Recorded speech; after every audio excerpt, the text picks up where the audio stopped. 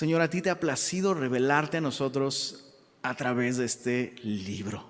Es así, Señor. Pero más importante, a través de su mensaje. No es este papel y esta tinta específicas lo que hace este libro importante, sino el mensaje que contiene. Y te rogamos que así como tú has preservado su mensaje para que nos llegue fielmente a nosotros, te rogamos que también prepares nuestro corazón para recibirlo y para entenderlo. Ayúdanos. No pretendemos saberlo ya, Señor. Seguimos necesitando de ti, que te reveles a nosotros. Y como lo cantábamos hace un momento, Señor, abre nuestros ojos, Señor. Queremos conocerte más. Lo pedimos para tu gloria, Señor. Amén. Muy bien. Mateo capítulo 17, desde el verso 24 dice así. Hablando de Jesús con sus discípulos, estando con ellos lejos de Judea, dice, cuando llegaron a Capernaum, vinieron a Pedro, vamos desde el verso 22. Estando ellos en Galilea, Jesús les dijo, el Hijo del Hombre será entregado en manos de hombres y le matarán, mas al tercer día resucitará.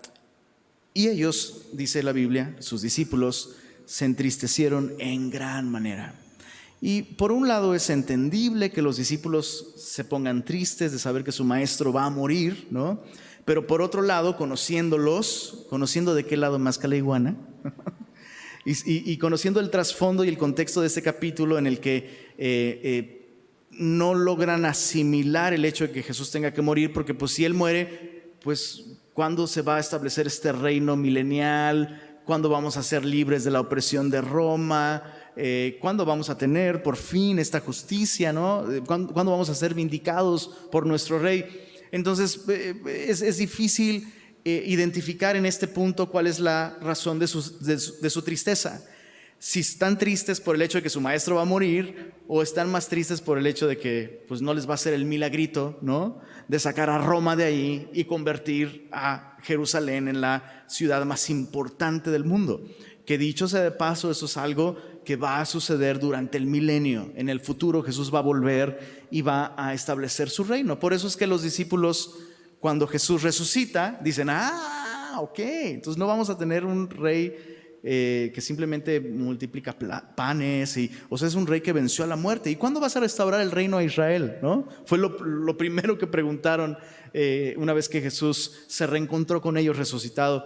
Y Jesús dice, bueno, no les toca a ustedes saber los tiempos o las sazones que el Padre estableció en su sola potestad, pero me seréis testigos en Jerusalén, Judea, Samaria y hasta lo último de la tierra.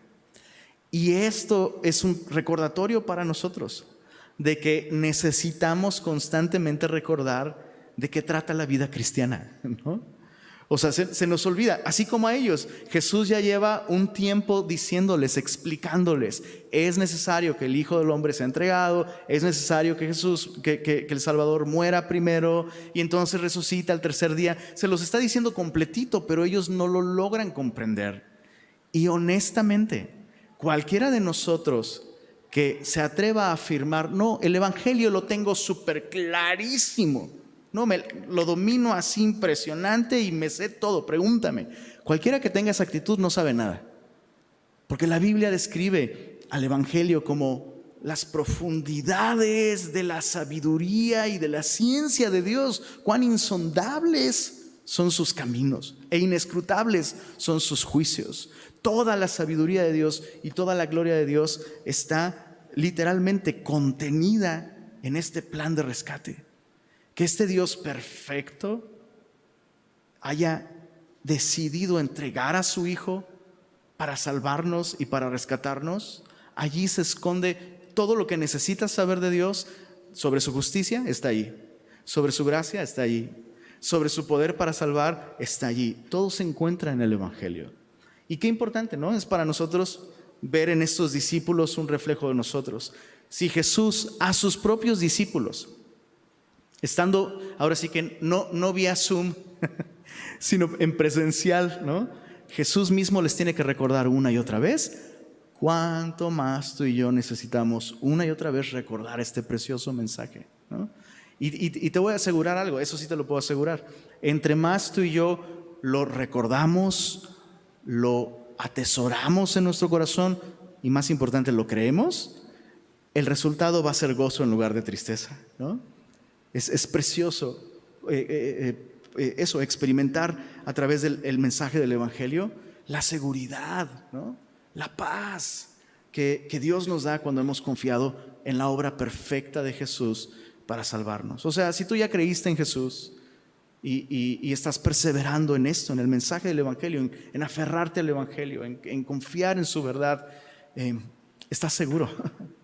Puedes acostarte esta noche sabiendo que el Creador de todas las cosas no te está buscando para ajustar cuentas contigo, porque ya las ajustó en la cruz del Calvario. Te está buscando para amarte, para sostenerte, para guiarte. Qué precioso cambio, ¿no? Cuando comprendemos el Evangelio, lejos de afligirnos o de atormentarnos, nos libera, nos da paz, nos da gozo. Bueno, ahí vemos a Jesús repitiéndoles el Evangelio. Luego dice el verso 24, cuando llegaron a Capernaum, vinieron a Pedro los que cobraban las 2 dracmas. ¿Qué son las 2 dracmas? Bueno, son 2 monedas, ¿no? De la época que eran prácticamente el impuesto del templo. Tú puedes leer un poquito más de esto en Éxodo capítulo 30, ahí se habla acerca de este impuesto. Y este impuesto sencillamente consistía en que todos los hombres de 20 años hacia arriba tenían que pagar un precio por su rescate, y era una moneda en plata, ¿no? Era, pues eso, el templo tenía como su propia moneda y tenía que ser en plata, ¿no? Y este precio literalmente era como un pago por un rescate tuyo, ¿no? Era una manera de, pues eso, admitir que tú necesitabas ser rescatado. Por eso es que en la Biblia el metal de la plata representa justamente redención. Y si recuerdas, Jesús fue vendido ¿por cuántas? 30 monedas de plata, ¿no? Ese es el metal de la redención. Entonces, esto era parte de la ley. La ley decía, a partir de los 20 años, cualquier varón necesita estar consciente de esto y pagar este precio, ¿no? Y era algo que se pagaba anualmente y era un recordatorio, otra vez, un recordatorio de su necesidad de rescate, ¿no? Y entonces, pues llegaron a Pedro los que cobraban las 2 dracmas y le dijeron, ¿vuestro maestro no paga las 2 dracmas? Él dijo, sí. Y al entrar él en casa, Jesús le habló primero. Entonces entra Pedro, ¿no? Y Jesús le habla primero y le dice, ¿qué te parece, Simón? Los reyes de la tierra, ¿de quiénes cobran los tributos o los impuestos? ¿De sus hijos? O sea, ¿de los herederos al trono? ¿O de los extraños? La pregunta es bastante obvia. Pedro le respondió, yo me la sé, ¿no? De los extraños. Y Jesús le dijo, luego los hijos están exentos. Sin embargo, para no ofenderles, ve al mar y echa el anzuelo, y el primer pez que saques, tómalo, y al abrirle la boca hallarás un estatero, que es una moneda que vale justamente 4 dracmas, ¿no? Dice, tómalo y dáselo por mí y por ti. O sea, Jesús se pichó los impuestos de ese año, ¿no? Prácticamente. ¿Qué nos enseña esto? Bueno, que hay que trabajar para poder pagar los impuestos por un lado, ¿no? Es interesante que uno de los temas más recurrentes a lo largo de los evangelios sea la cuestión económica. Es interesante eso. De hecho, hay quienes aseguran, no me he dado a la tarea de comprobarlo, pero hay quienes aseguran que Jesús habló más de finanzas que del cielo y del infierno combinados, ¿eh? Y eso que Jesús habló más sobre el infierno que cualquier otro personaje de la Biblia. Pero evidentemente aquí hay algo más que simplemente responsabilidad financiera y cumplir con tus impuestos, ¿no? Y el punto es sencillamente que Jesús vino a cumplir con la ley. Jesús vino a cumplir con cada aspecto de la ley, sin tener la necesidad de hacerlo. O sea, el templo es su casa, ¿sabes? O sea, Él es el rey, Él es el Dios al que se le adora en ese templo.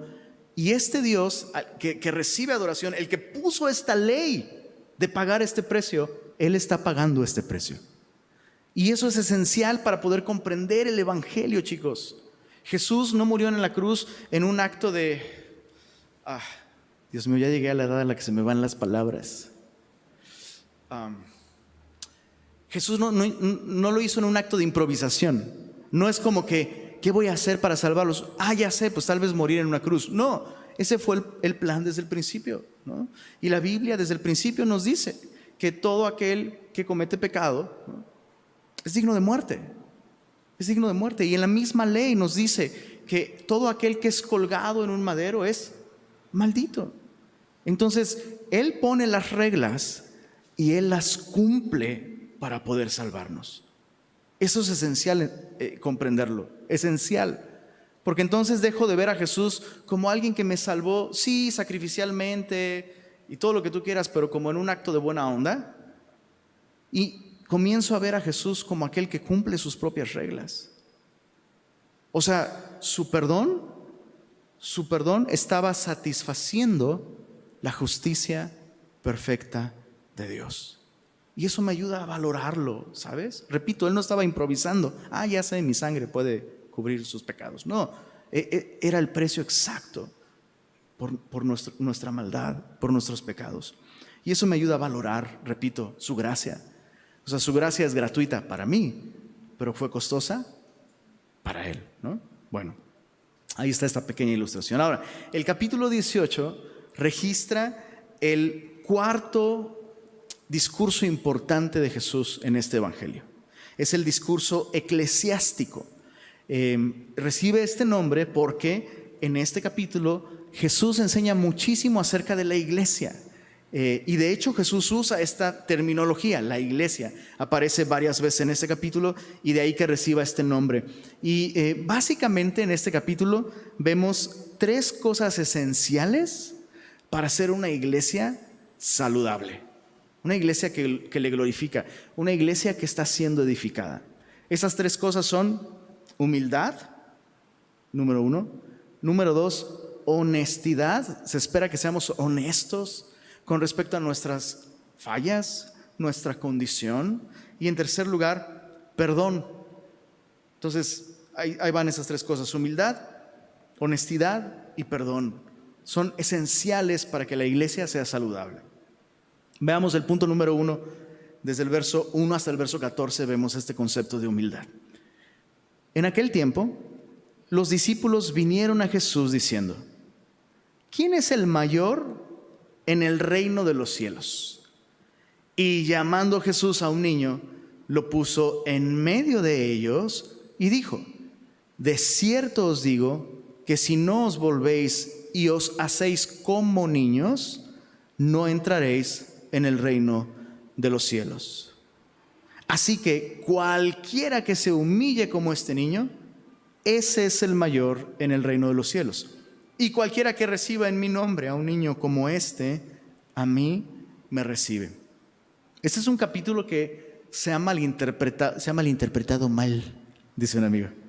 Se ha malinterpretado muchísimo, porque muchos citan este versículo como para incluso aplicarlo a la crianza de los niños, ¿no? Como no, a los niños no hay que corregirlos, porque no manches, Jesús los pone como el estándar más elevado, ¿no? Y comienza a fomentarse esta idea tipo Chabelo. Perdón por tocar un tema sensible, se nos fue apenas Chabelito, ¿verdad? Pero ¿se acuerdan de esa canción? Si los niños gobernaran el mundo. ¿No se acuerdan? Pues es que están jovencitas algunas personas por acá. Pero había una canción de Chabelo donde él pintaba esta imagen de si los niños gobernaran al mundo y todos, ay no, padrísimo, sí, no, el mundo sería perfecto. Y es como, bueno, ¿nadie conoce a los niños? O sea, suena como cursi, suena bonito, ¿no? Y muchos dicen, pues sí, es que Jesús dijo, ¿no?, que de los tales es el reino de los cielos. Y es interesante porque Jesús no dice que es de ellos. Jesús no está diciendo que los niños son el estándar ni de inocencia, ni de pureza, ni de conducta. No está diciendo eso Jesús. Lo que Jesús está diciendo tiene que entenderse en el contexto de la época. En la época, los niños, o sea, el día de hoy los niños gobiernan el mundo ya. O sea, la canción de Chabelo se volvió realidad. Literalmente se hace en muchos hogares, se hace lo que los chavitos dicen, ¿no? Y la mamá y el papá tienen que hacer lo que sea para que, algunos le llaman esto la kindergarquía, están gobernando, ¿no? Y luego, pues por eso el mundo está como está, ¿no? Por eso el mundo está como está. Pero entonces no es una lección sobre la pureza de los niños. La Biblia nos enseña que los niños no son puros. La Biblia nos enseña que todos nosotros nacemos separados de Dios. Acompáñame a ver un par de versículos en el Salmo 51. Salmo 51.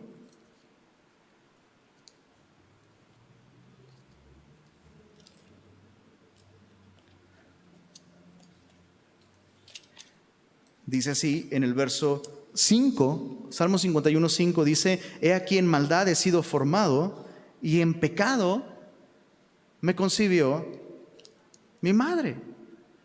O sea, desde Adán y Eva, todos los seres humanos que nacemos en esta condición caída. Es algo que heredamos. Pero luego en el capítulo 58 de los Salmos, mira desde el verso 3, versos 3 al 5, dice: Salmo 58, versos 3 al 5, se apartaron los impíos, ¿desde cuándo? Desde el kinder, desde que se juntó en la primaria con malas influencias. No, desde la matriz. Por eso te patea tanto el chamaco, ¿no?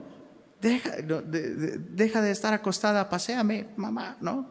Y luego nace y luego te sigue pateando cuando no le das las cosas que quiere. Y dices: ay, qué lindo. No es lindo. La cosa es que no tiene suficiente peso para hacerte daño. Pero si ese mismo bebé tuviera 20 kilos más, ¿se entiende el punto? O sea, si el niño pudiera, mataba a la mamá por no darle lo que quiere. Y muchas mamás no corrigen eso a tiempo. Bueno, verso 3. Verso 4 dice: veneno tiene como veneno de serpiente, son como el áspid sordo que cierra su oído. Dices: sí, le hablo, le digo, le instruyo, le advierto, y el chavito no escucha. Bienvenido a la raza humana, que no oye la voz de los que encantan, por más hábil que el encantador sea. O sea, nos habla de rebelión. Los niños no son, o sea, ojo, no estoy diciendo que no sean lindas criaturas, hermosas criaturas. No estoy diciendo que no tengan cualidades muy hermosas, incluso nobleza. Pero no puedes ignorar como papá, como cristiano, como hermano, como amigo, como ser humano, que los niños no son el estándar, ¿no? Son grandes maestros. Terrible error, terrible teología. Los niños necesitan ser instruidos, no enseñar. Pero bueno, ese es otro tema. Entonces, ¿de qué está hablando Jesús? Si no está elevando a los niños a un estándar de conducta que debemos imitar y nuestros maestros, entonces, ¿qué está diciendo? Está hablando de humildad, justamente. Dice: así que cualquiera que se humille, dice en el verso 4, como este niño, este es el mayor en el reino de los cielos. Y luego Jesús apunta no solo a la condición del niño. En esa época, ¿sabías que los niños hacían lo que los papás decían? O sea, no tenían elección, ¿no? El papá dice: te vas a comer esto. Y olvídate que, no, es que soy intolerante al colorante amarillo número 5, ¿no? Es trigo, no importa, no, el gluten, te lo comes, ¿no? Se acabó. Y qué interesante, que pues, todos gozaban de salud, ¿no? Pero bueno, es otro tema. Los niños no tenían elección. Se encontraban en una condición de dependencia y de humildad. ¿Cuál es la pregunta de los discípulos aquí? ¿Quién es el mayor en el reino de los cielos? El que renuncia a sus derechos y a sus aires de grandeza. Y luego Jesús apunta a sí mismo. Dice: así que cualquiera que se humille como este niño es el mayor en el reino de los cielos, y cualquiera que reciba en mi nombre a un niño como este, a mí me recibe. Porque ¿quién crees que vivió esta cualidad de humildad en su máxima expresión? Jesús mismo, ¿no? Filipenses capítulo 2. Haya pues en vosotros este sentir, esta mentalidad que hubo en Cristo Jesús, el cual siendo en forma de Dios no estimó el ser igual a Dios como cosa que aferrarse, sino que se humilló. Lo que Jesús les está diciendo aquí: cualquiera que se humille como este niño, ¿no? Renunciando a sus derechos, no buscando imponer su voluntad, su agenda, sus intereses, sino cediendo sus derechos a alguien más grande. este será el mayor en el reino de los cielos, porque será semejante a mí, ¿no? Entonces, humildad. Nuestro Salvador nos dio este ejemplo y nos llama a nosotros a caminar en humildad. Luego dice el verso 6, regresando a Mateo 18. Y cualquiera que haga tropezar a alguno de estos pequeños que creen en mí, mejor le fuera que se le colgase al cuello una piedra de molino de asno y que se le hundiese en lo profundo del mar. Es una advertencia muy fuerte. Y pareciera que Jesús aquí está mezclando el niño literal, ¿no? O sea, cuidado con hacer tropezar a alguno de estos pequeños. Cuidado con guiar a alguno de estos pequeños. O sea, ya nacen con una condición pecadora, como todos. Pero guiarlos al pecado o estimular en ellos el apartarse aún más de Dios, pecando, haciéndolos pecar. Jesús dice, hay de aquellos que hacen tropezar a uno de esos pequeños. Y creo que es una advertencia que no debiéramos tomar a la ligera, chicos. No la debemos tomar a la ligera. Ninguno de nosotros, nadie, pero especialmente papás. O sea, los papás tenemos una responsabilidad gigantesca, que es doble. Por un lado, no les impidáis venir a mí, dice Jesús. No se lo impidan, porque de los tales es el reino de los cielos. Pero por otro lado, no los hagas tropezar. Es algo que no podemos tomar a la ligera. Piensa en esto. O sea, Jesús, de los labios de Jesús están saliendo estas palabras. Cualquiera, no importa si es el papá, si es el tío, si es el abuelo, no importa. Cualquiera que haga pecar a uno de estos pequeños, palabras de Jesús, no mías. Sería mejor que se le atase una piedra de molino al cuello y se le echara a lo profundo del mar. Cuidado con eso. Cuidemos a nuestros pequeñitos. Tengamos cuidado de aquellos más vulnerables, ¿no? En nuestras familias, aquellos niños en nuestra vida. Nadie como los cristianos debería cuidar a los niños. O sea, las personas que más deben de valorar la niñez, ¿no? y proteger al niño deben ser los cristianos. Entonces, advertencia muy fuerte. Hay del mundo por los tropiezos, porque es necesario que vengan tropiezos. Papá, mamá, ¿sabías que tu hijo va a pecar tarde o temprano? O sea, es inevitable, pero, dice Jesús, hay de aquel hombre o aquella persona por quien viene el tropiezo. Por tanto, si tu mano o tu pie te es ocasión de caer, córtalo y échalo de ti. Mejor te es entrar en la vida cojo o manco que teniendo 2 manos o 2 pies ser echado en el fuego eterno. Es la segunda vez que Jesús está hablando estas mismas palabras. En Mateo capítulo 5, Jesús usó la mismísima expresión, la misma frase. O sea, es mejor que seas radical contigo mismo. Si hay algo que te está haciendo tropezar y está haciendo que otros tropiecen, mejor sería que te cortaras, ¿no? Te cortaras tu mano, tu pie. Verso 9, y si tu ojo te es ocasión de caer, sácalo y échalo de ti. Mejor te es entrar con un solo ojo en la vida que teniendo 2 ojos ser echado en el infierno de fuego. Y por supuesto, este es un recurso de enseñanza llamado hipérbole. Jesús no está hablando literalmente de amputarte, ¿no? No está hablando exactamente de eso, pero está hablando de ser radical, de tomar las medidas necesarias para cortar con este estilo de vida que está haciéndome tropezar y en el camino está haciendo tropezar a otros. Entonces, una vez más, papitos, mamitas, yo sé que de por sí ya nos sentimos mal porque nos equivocamos un chorro, ¿sí o no? Nos equivocamos muchísimo, le hacemos daño a nuestros hijos con nuestros errores, nuestras malas prioridades y demás. Pero si tú sabes, si Dios te ha mostrado, esto no me glorifica, te está apartando de mí y te estás llevando, perdónenme por el código postal, se me sale, te estás llevando entre las patas a tus hijos, ¿sabes qué es ser radical? Ser radical es lo mejor que puedas hacer. Mira el verso 10, mirad que no menospreciéis a uno de estos pequeños, porque os digo que sus ángeles en los cielos ven siempre el rostro de mi Padre que está en los cielos. Es un texto de, honestamente, muy difícil interpretación, pero pues, como decimos en Semilla, cuando no sepas qué decir, a San Héctor Hermosillo debes acudir, ¿no?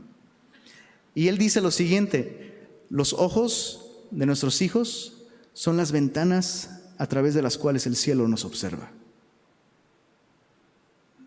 Ahí no más. Los ojos de nuestros hijos son las ventanas a través de las cuales el cielo nos está observando.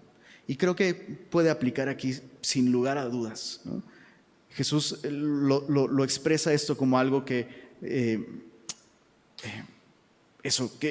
le suma responsabilidad, ¿no?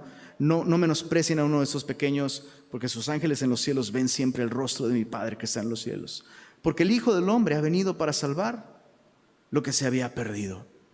La máxima preocupación de Dios, la máxima meta de Dios es salvar lo que se ha perdido, no educar lo que se ha perdido. No estoy diciendo que la educación sea mala, invierte en la educación de tus hijos, pero esa no es la máxima meta, ¿no?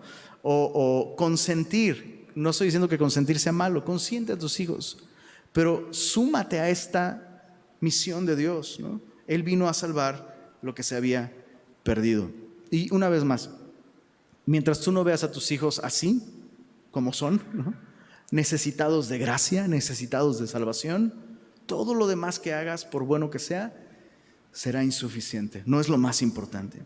Bueno, verso 12 dice: ¿qué os parece? Si un hombre tiene 100 ovejas y se descarría una de ellas, ¿no deja las 99 y va por los montes a buscar la que se había descarriado?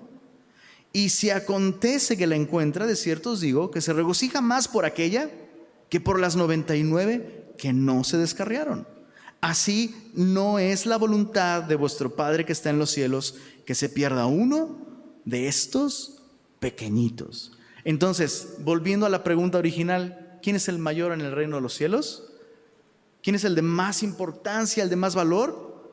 Los más vulnerables, los más pequeños, ¿no?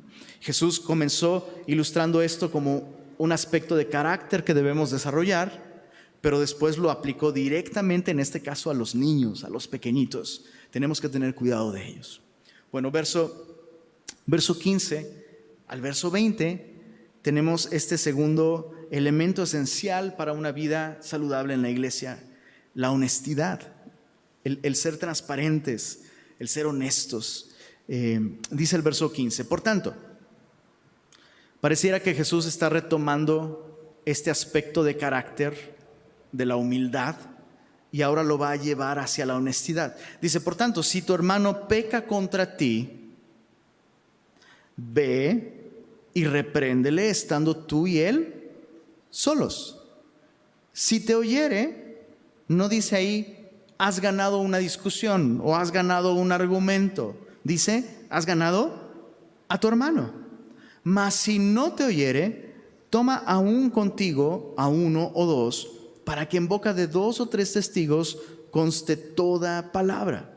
Si no los oyere a ellos, dilo a la iglesia. No dice postéalo a Facebook, sino dilo a la iglesia.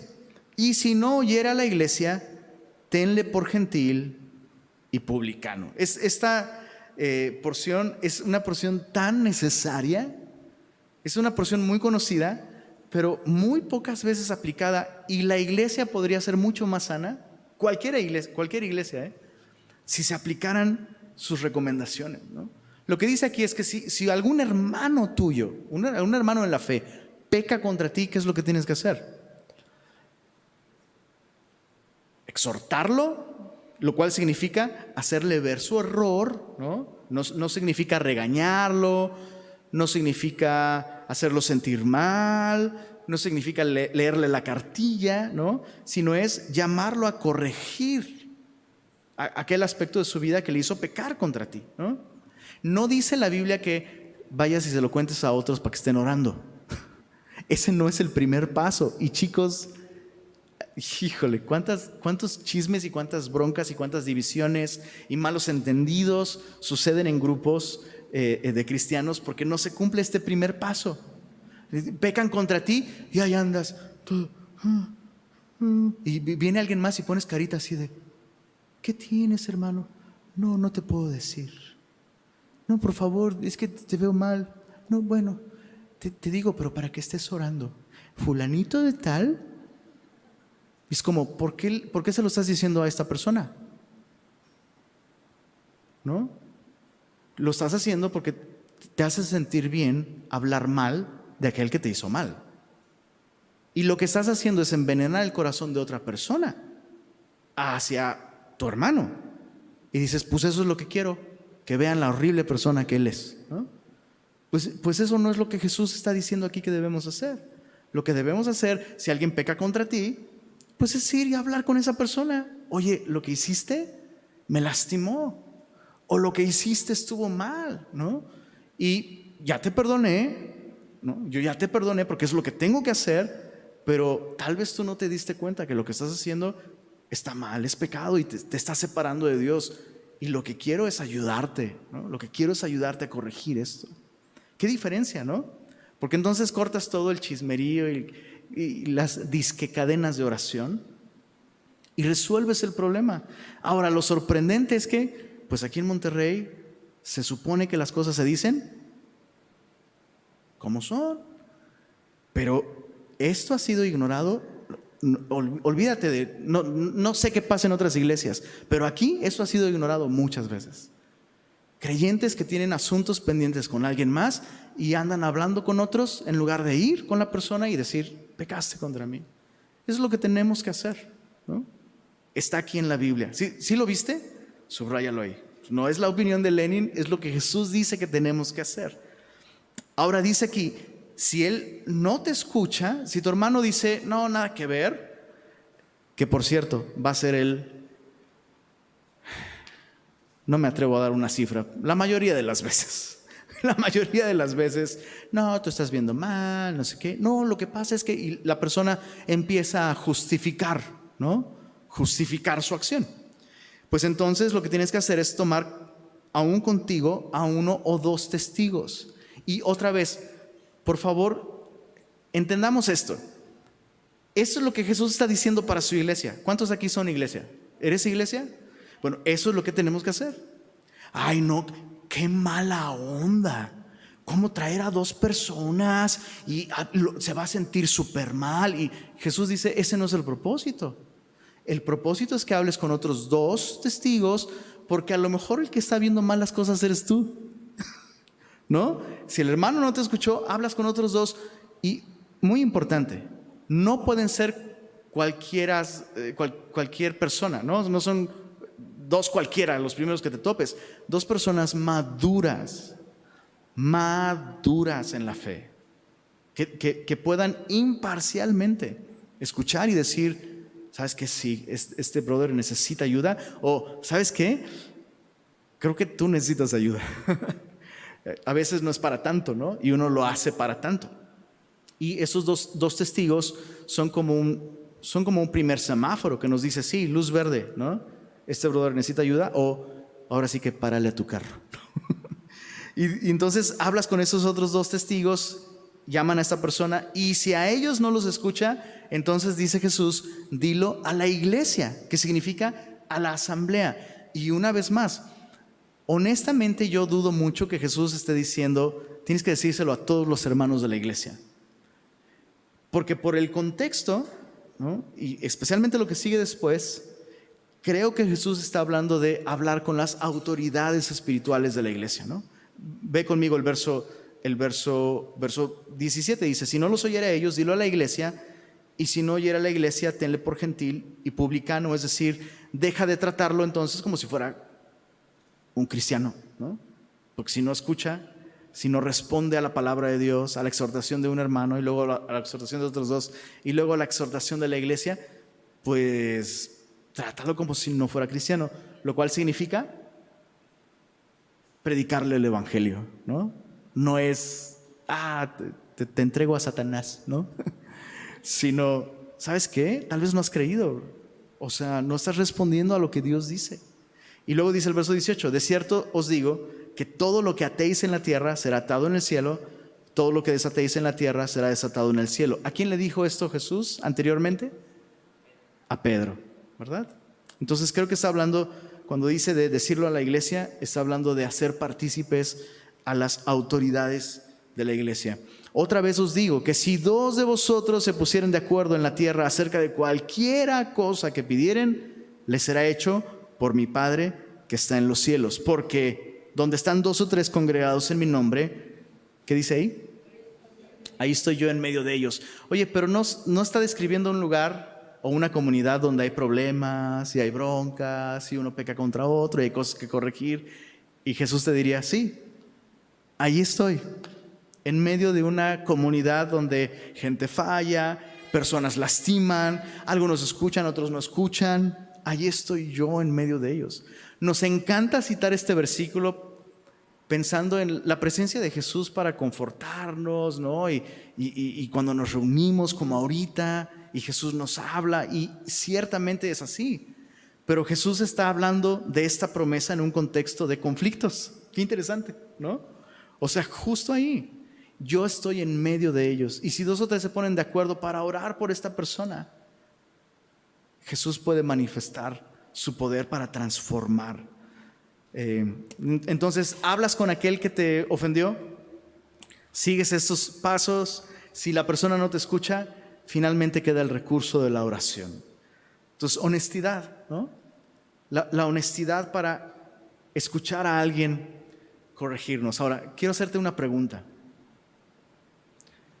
¿Te han corregido tus hermanos cristianos alguna vez? Dices, uy, no, pues nomás cuando me equivoco, pero pues nunca me equivoco.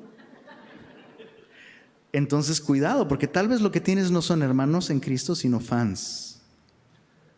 Pero no necesitas fans. Necesitas hermanos, compañeros de milicia, que no te aplauden todo lo que haces. ¿Sabes a quiénes se les aplaude todo lo que hacen? A los bebés. Ay, el bebé se echó un pun. ¡Ay, cosita preciosa! ¿Te quieres quedar bebé toda tu vida espiritual? ¿Qué onda? Agugu tata. Pues no, si no te quieres quedar toda la vida como un bebé espiritual, necesitas rodearte de personas que te digan, huele feo, déjame cambiarte el pañal. Espiritualmente hablando, ¿se entiende la analogía? Qué inapropiado, y luego vamos a cenar hot dogs, Dios mío.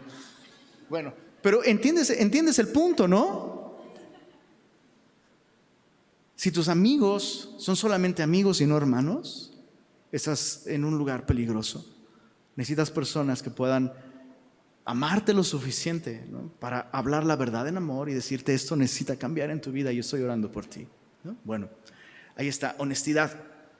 Y el tercer elemento esencial para la iglesia es el perdón.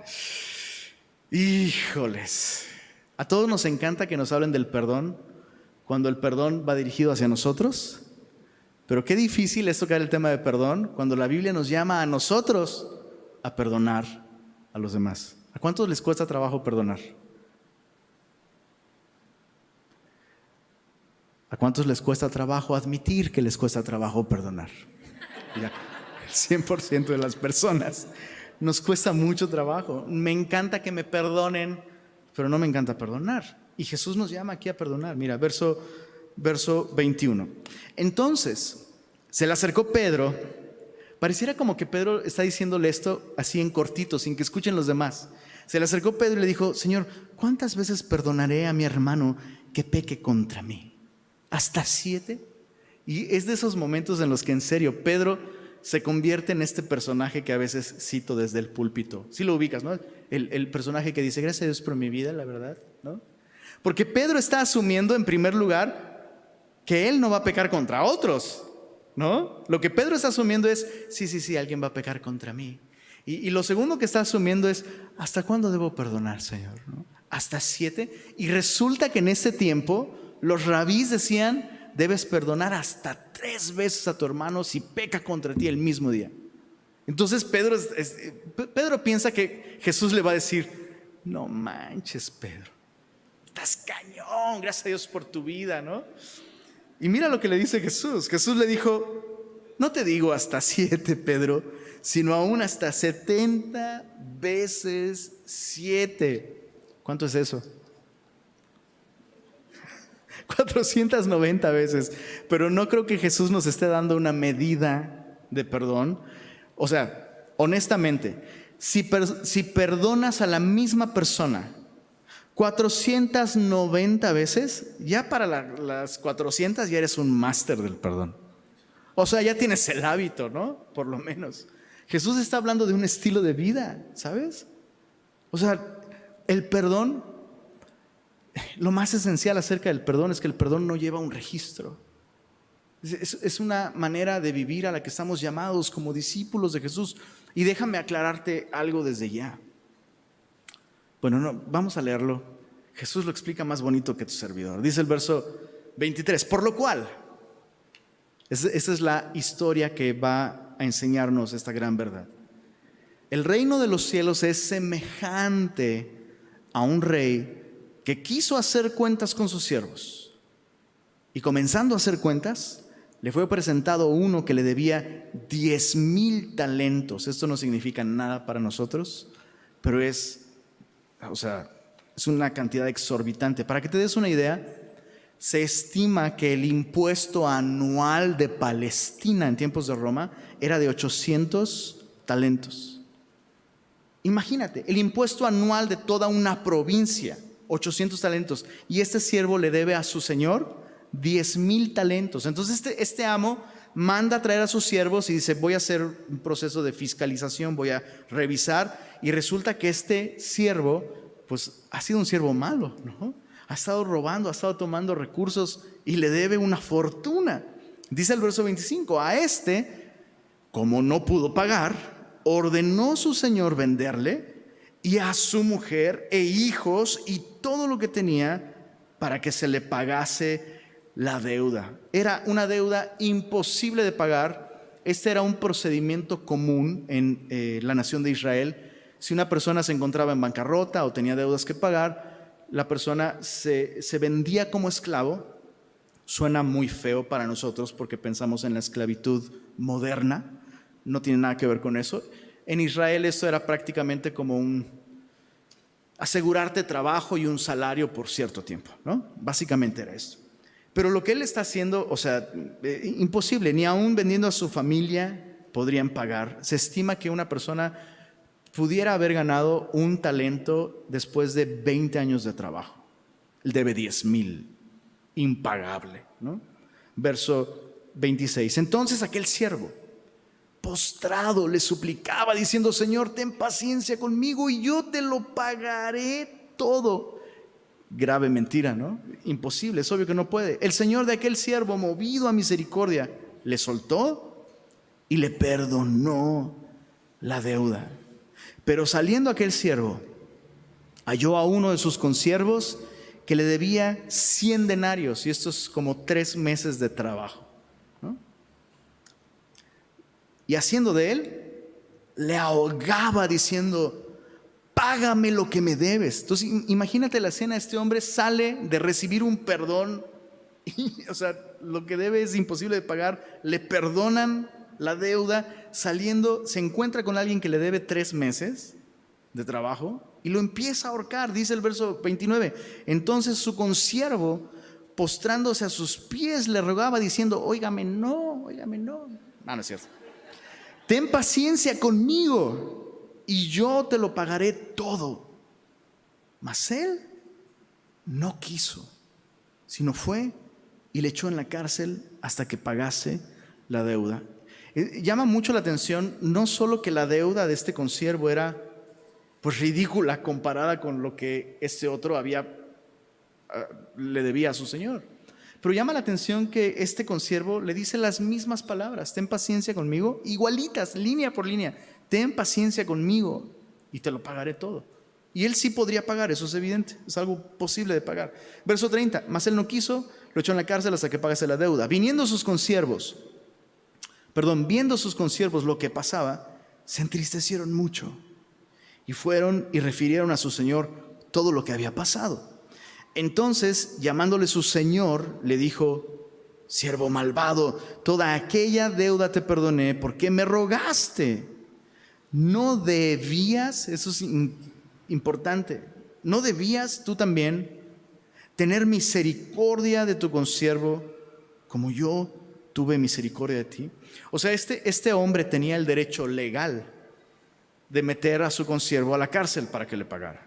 Legalmente tenía el derecho, pero moralmente no solo no tenía el derecho de hacerlo, tenía la obligación de perdonarle porque él había sido perdonado por una deuda mayor. O sea, ni siquiera podría justificar, es que necesito el dinero para pagarle al rey. Esa deuda fue perdonada, ¿no? Tu obligación moral era perdonar a tu consiervo. ¿No debías tener misericordia de tu consiervo? Verso 34. Entonces su señor, enojado, le entregó a los verdugos hasta que pagase todo lo que le debía. En otras palabras, ¿quieres vivir de acuerdo a lo justo? Be my guest, ¿no? Pues dátelo. Lo entregó a los verdugos hasta que pagase todo lo que debía. Y mira el verso 35, la explicación de Jesús. Así también mi Padre Celestial hará con vosotros si no perdonáis de todo corazón cada uno a sus hermanos sus ofensas. La peor prisión que existe en este planeta es un corazón rencoroso que no está dispuesto a perdonar habiendo recibido perdón. Es lo peor que le puede pasar. Y pareciera que lo que Jesús está diciendo aquí es que el rencor es incluso peor para quienes han probado la gracia de Dios. O sea, incluso científicamente está comprobado que la falta de perdón afecta la salud. Pero lo que eso está diciendo es que para un hijo de Dios que ha recibido el perdón de parte de este Rey generoso, no perdonar es aún peor.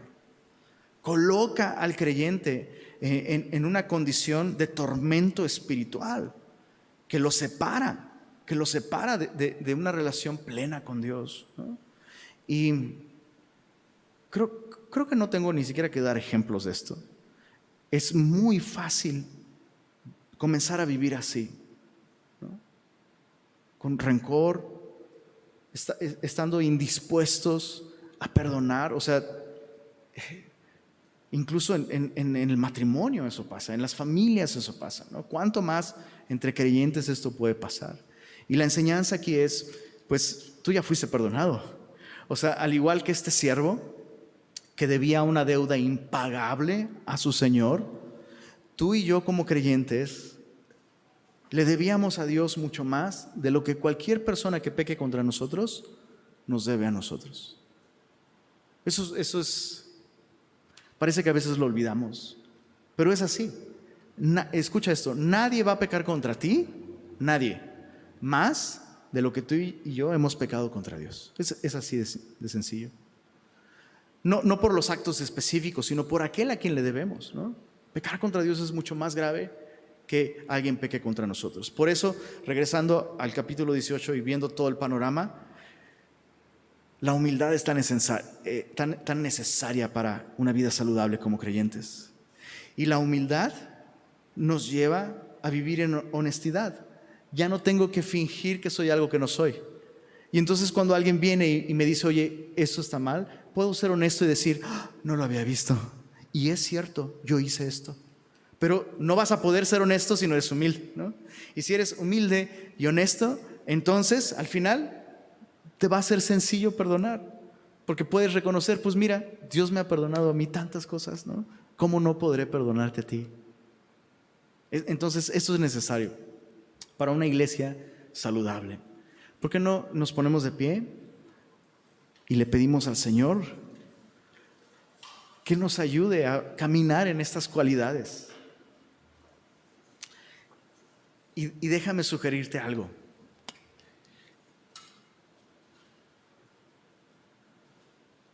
Si tienes que perdonar, perdona. O sea, toma la decisión ahorita. Si tienes algo que perdonar, perdónalo ahora. Y si tienes que tener alguna conversación con alguien, toma la decisión ahorita, ¿no? El punto es responder a lo que el Señor nos ha hablado esta noche a través de su palabra.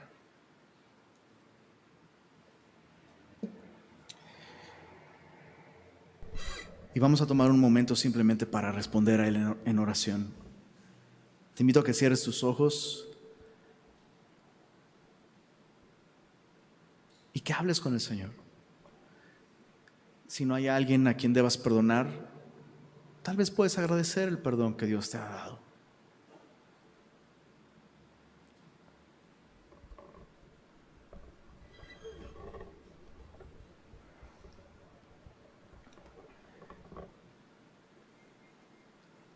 Señor, gracias por recordarnos que tú, siendo el más grande, realmente el mayor,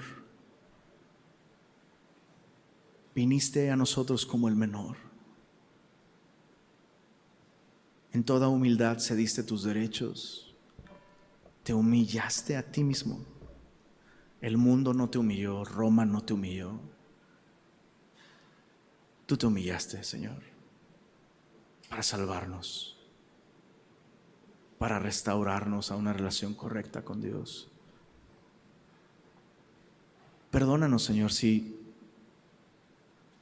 hemos permitido que el orgullo y el exaltarnos a nosotros mismos nos ha estorbado el caminar en esta actitud de humildad, siendo honestos, reconociendo nuestros errores, reconociendo cuando alguien más nos ha lastimado y trayendo restauración a través de exhortación, de oración. Queremos caminar así, Señor. Y líbranos de vivir una vida fuera de tu gracia. Hemos recibido tanta paciencia de tu parte, Señor, y tanto perdón, que sería una crueldad de nuestra parte no extenderla a otros, Señor. Es por tu gracia, Señor, que hemos sido salvados, hemos sido perdonados, y por tu gracia a través de otras personas también, Señor. Así que permítenos ser ese conducto de tu gracia, Señor. Permítenos aplicar estas verdades de tu palabra en nuestra vida.